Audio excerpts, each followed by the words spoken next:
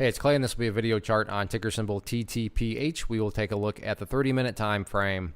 Real quick, what do I mean by 30-minute in case you may be new to charts? Instead of each one of these candlesticks here representing 1 day's worth of price action, which is what you would normally see, each one represents 30 minutes. So while this here may look like several days worth of time, it's actually today's price action broken down into 30-minute time slices.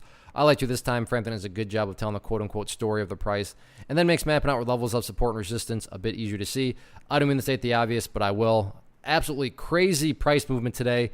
The gap down, the collapse, and then all of a sudden the price recovered. All this, of course, happening on the biggest volume that the chart has seen for a very long time. So yeah, the price was literally all over the place. So let's try to map out some levels of support and resistance, as I'm sure there's plenty of eyeballs on it. So going into tomorrow, I'm going to just use this line since it's more relevant now. But I'm going to use kind of the ideal level of support going into tomorrow right up here at $3.45. Meaning if you say, hey, Clay, what would make this chart look the absolute strongest? Definitely staying above 345. With that being said, if the price falls below 345, don't get me wrong, I'm not saying this, entire bounce is ruined or anything like that, but that would just make this current price movement and the overall chart, look as powerful as possible. But again, by no means is 345 a do or die level or anything like that.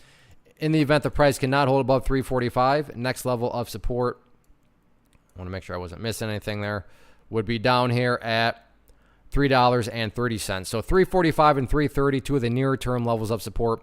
Taking a step back and looking at things from the big picture point of view, that is where the purple line now comes into play, the 50-period simple moving average. Keyword being moving. As time goes by, this line is going to move itself higher and higher. So a very basic and highly effective way to judge the health of the bounce, right here being defined as quote-unquote the bounce. Just watch that purple line. As long as the price stays above that line, as the line itself moves higher and higher, then the bounce is 100% in the full bull's control. However you can best visualize that. Again, yeah, staying above 345 would be great, but big picture point of view, as long as the price is above that purple line, the bulls 100% own the chart. Now, what about levels of resistance?